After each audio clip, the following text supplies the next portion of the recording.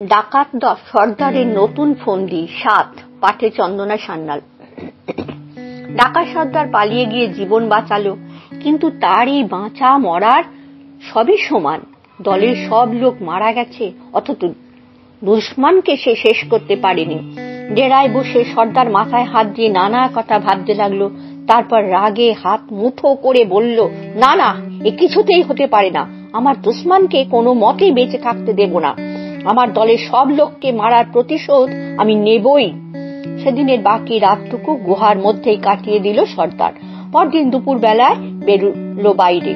একটা সরাইখানায় খেয়ে নিয়ে ঘুরে বেড়ালো শহরের নানান জায়গায়।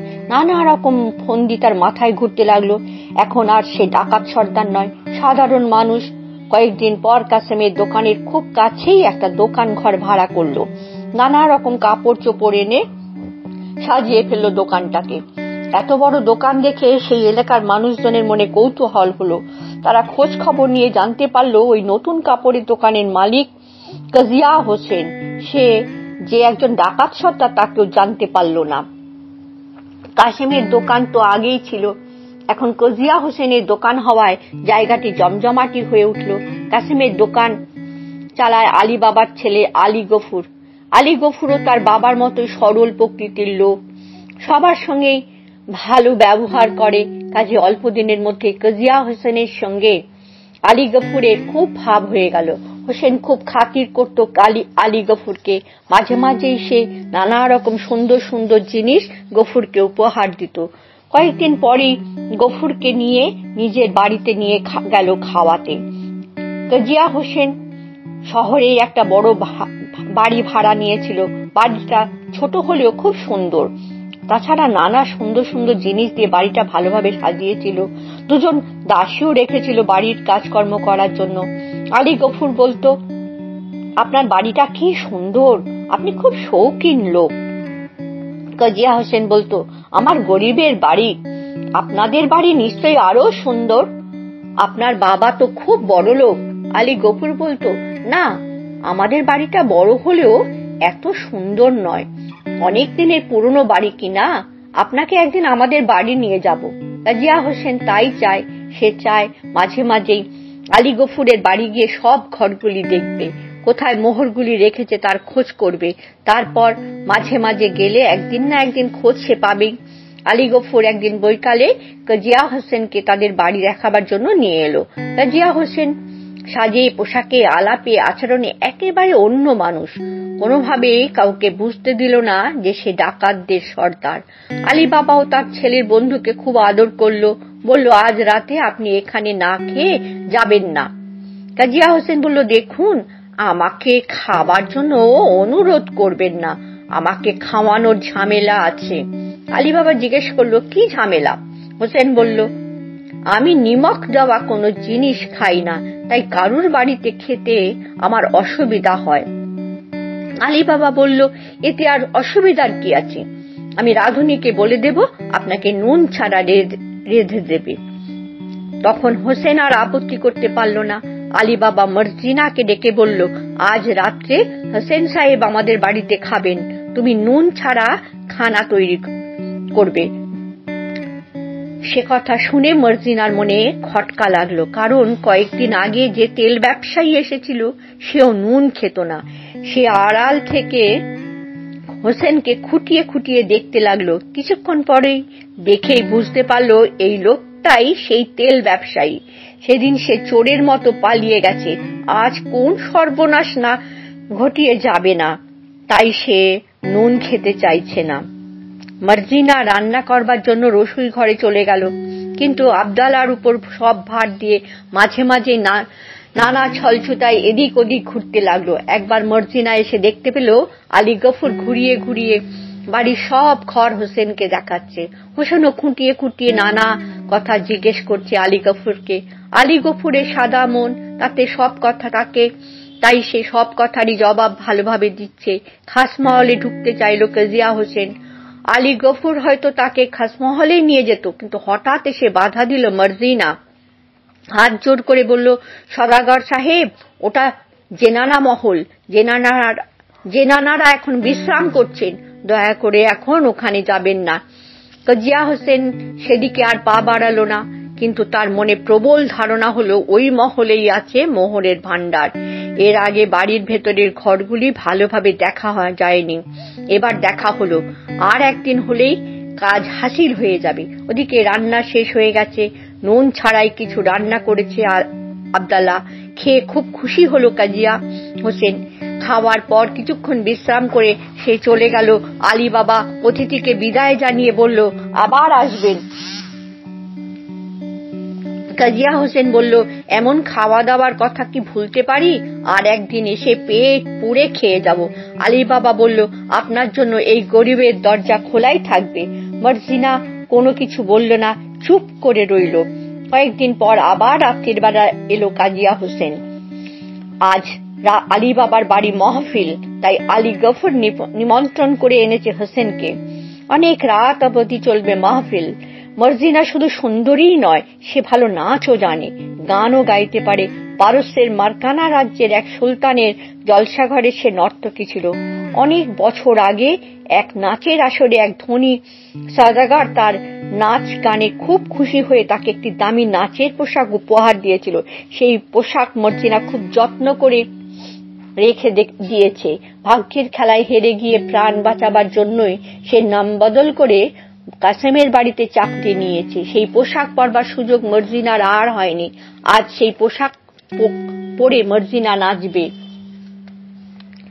আলী গফুর তারও আরো কয়েকজন পরিচিত লোককে তাদের বাড়ির মাহফিলে নিমন্ত্রণ করেছে। তার দোকান থেকে সওদা নেয়। তাদের মধ্যে দুজন আছে বেশ বড় লোক, আর একজন আছে কুস্তিগির।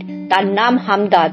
সে আলী গফুরকে ভাইয়ের মতো ভালোবাসে, কারণ তার এক ভাইয়ের নামও ছিল আলী গফুর।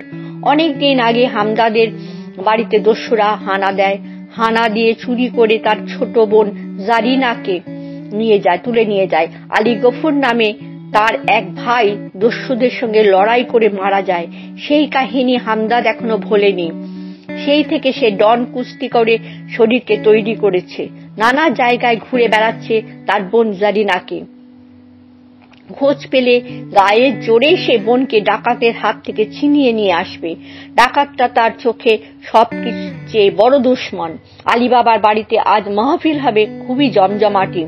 এমন একটি দিনের জন্য কাজিয়া হোসেন আশায় আশায় বসে আছে। সে দুজন পালোয়ান লোককে মোহরের লোভ দেখিয়ে সঙ্গে করে নিয়ে এসেছে। তারা সাধারণ বেশে বাড়ির নিচে এক জায়গায় অপেক্ষা করছে। জিয়া হোসেনের বাঁশির শব্দ শুনলেই তারা উপরে চলে আসবে। তারপর শুরু হবে লুটতরাজ। সে নিজেও পোশাকের ভিতরে একটা ধারালো ছুরি নিয়ে এসেছে। মাহফিল শুরু হলো। মর্জিনা আজ ঘরের কোনো কাজই করেনি।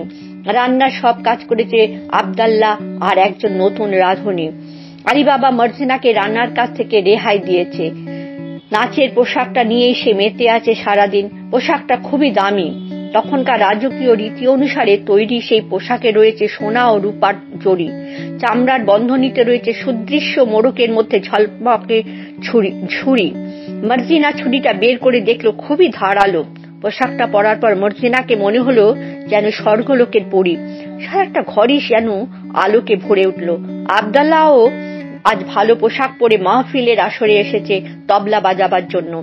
আলী গফুর হাতে তুলে দিয়েছে এসরাজ। আলী বাবা অতিথিদের খুব সুখ সুবিধার দিকে নজর রাখছে। নাচ গান শুরু হলো। বিশিষ্ট অতিথিদের গমগম করছে মাহফিলের আসর। মর্জিনা গান গেয়ে নানা ভঙ্গিতে নাচ করে আসরকে মাতিয়ে তুলেছে। ডাকাত সর্দারের খুব ভালো লাগলো। সে জীবনে শুধু লুটতরাজ আর মানুষই খুন করেছে, এমন নাচ গান দেখার সুযোগ তার কোনোদিনই হয়নি। তাই নাচ দেখে ও গান শুনে সে একেবারে মোহিত হয়ে গেল। সে বলতে লাগলো, বাহ বাহ, ক্যা বাত ক্যা বাত। আসলে এত জমজমাটে মাহফিল কাজিয়া হোসেন চাননি। সে ভেবেছিল অল্প কয়েকজন লোক থাকবে, এত লোকের মধ্যে তার কাজ হাসিল করতে সুবিধা হবে কি। তবু ভাবলো দেখা যাক কি হয়। নাচ গান করতে করতে মর্জিনা বকশিস নেবার আশায় অতিথিদের কাছে ঘুরতে লাগলো। এক সওদাগর বকশিস দিল একটি মোহর। একজন তার গলার হারটাই খুলে দিলেও মর্জিনার দিকে ছুড়ে দিল। সবাই দিতে লাগলো নানা রকম উপহার।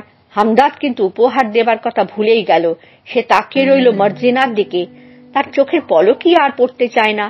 এমন সময় ছুরির খেলা দেখাতে দেখাতে মর্জিনা গিয়ে হাজির হলো কাজিয়া হোসেনের কাছে। তখন কাজিয়া হোসেন নর্তকীর নাচ গানে একেবারে মশগুল হয়ে আছে। হঠাৎ যেন তার হুঁশ ফিরে এলো। সে মর্জিনাকে একটা মোটা বকশিশ দেবার জন্য কোমরের বাঁধা থলিটা বের করতেই লাগলো। থলিটা বের করতে দেরি হলো একটু, মর্জিনা তার ভয়ানক এক কাণ্ড করে ফেললো। তার কোমরের খাপে ঝোলানো ছোড়াটা বের করে হঠাৎ কাজিয়া হোসেনের পেটে বিধিয়ে দিল। চিৎকার করে উঠল কাজিয়া হোসেন, কিন্তু তার আগেই কোমরে ঝোলানো বাঁশিটায় জোরে ফু দিল। সঙ্গে সঙ্গে নিচ থেকে দুজন লোক ছুটে এলো ওপরে। মাহফিল থেমে গেল।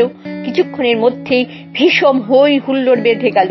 নিচ থেকে পালোয়ান লোক দুটি এসে দেখলো মর্জিনা কাজিয়া হোসেনকে ছুরি দিয়ে বারবার আঘাত করছে। তারা মর্জিনাকে ঠেলে ফেলে দিল। তারপর লাফিয়ে পড়লো আলী গফুর ও আলী বাবার ওপর। হামদাদ কি আর বসে থাকতে পারে? সে বিশাল শরীর নিয়ে লড়তে লাগলো দুজনের সঙ্গে। পালোয়ান দুজনকে এমন মার মারলো যে তারা ভয়ে নিচে লাফিয়ে পড়ে গেল। কাজিয়া হোসেন তখন আর বেঁচে নেই। আলী বাবা মর্জিনার দিকে তাকিয়ে বলল, রাক্ষসী, তুই এ কি করলি? এখনই যে কোতোয়ালির লোক এসে সবাইকে বেঁধে নিয়ে যাবে। অন্যান্য লোকেরাও চেঁচামেচি করতে লাগলো। হায় হায়, এ কি হলো? মর্জিনা তাতে একটু ভয় পেল না। সে জোর গলায় বলল, আপনারা গোলমাল করবেন না, আমি কারুর কোনো ক্ষতি করিনি।